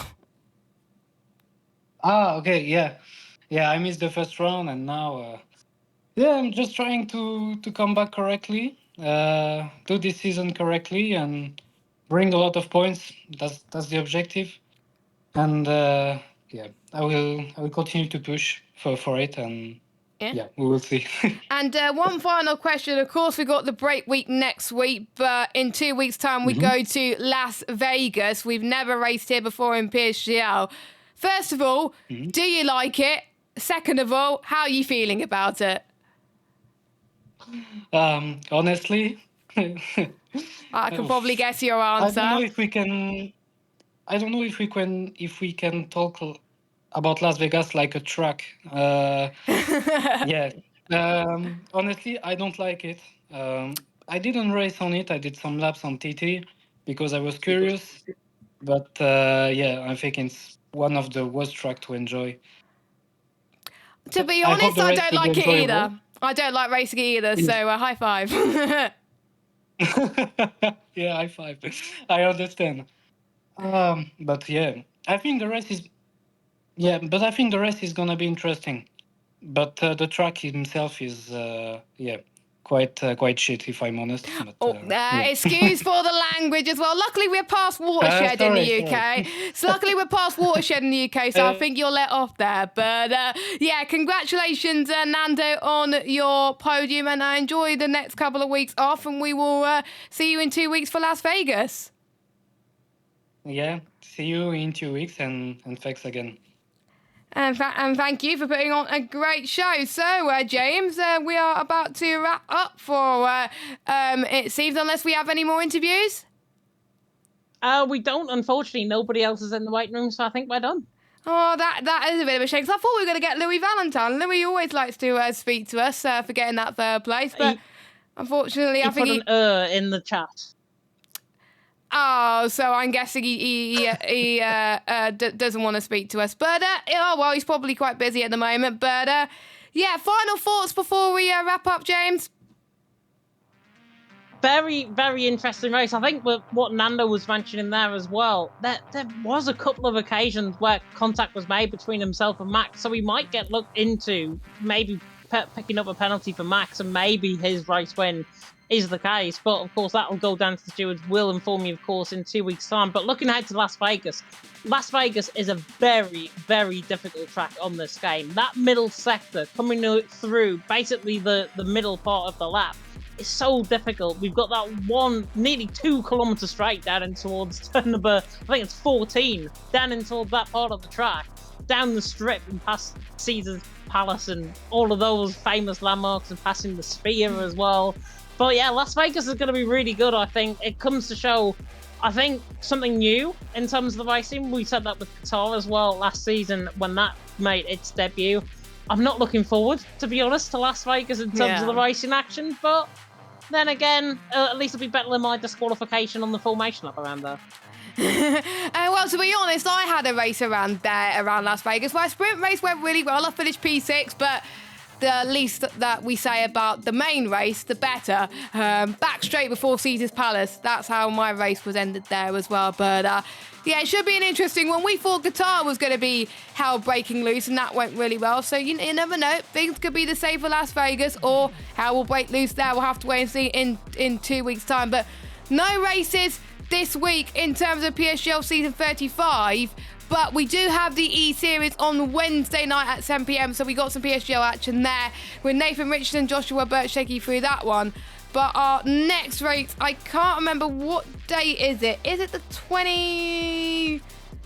I think it is 27th. Yeah, 27th of November. So make sure you check us out then at 8 p.m. UK time for some more PSGL action on the PS side. Of course, a few days before that, we got PC. But for myself and James, we'll leave you there for our title sponsors at GT Mega. Have a good evening, and we'll see you in just under 2 weeks. Enjoy the break week, everyone. Bye-bye.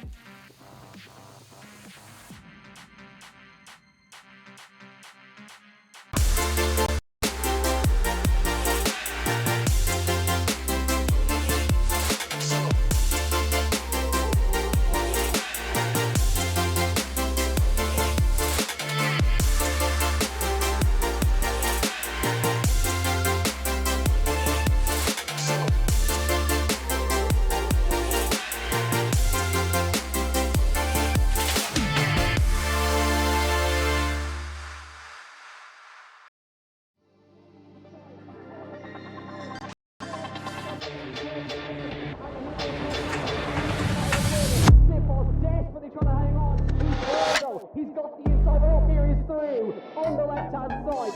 Hooks the apex, gets on the power nicely, and that is job done. Jarno Opmeer now to the last couple of corners now. His finest drive, his greatest drive, and he's done it at the Circuit of the Americas. He returns to the top step of the podium. Once again, the GOAT is back. Jarno Opmeer wins the US Grand Prix in a stunning Grand Prix.